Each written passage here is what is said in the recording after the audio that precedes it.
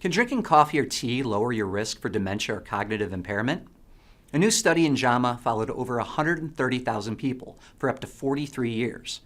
Every 2 to 4 years, participants would fill out a food frequency questionnaire, noting how often and how much of a particular food they ate. Caffeine intake was calculated by how much coffee, tea, sodas, and chocolate they consumed. The study's primary outcome was dementia.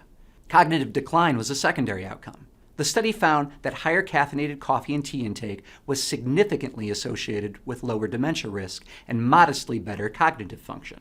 Drinking 2 to 3 cups of caffeinated coffee or 1 to 2 cups of tea per day was associated with the most pronounced differences. There were no additional benefits associated with drinking more than 2 to 3 cups per day. As the study notes, this pattern is also consistent with prior studies in coffee consumption and cardiovascular disease risk, in which moderate intake was associated with the greatest benefits.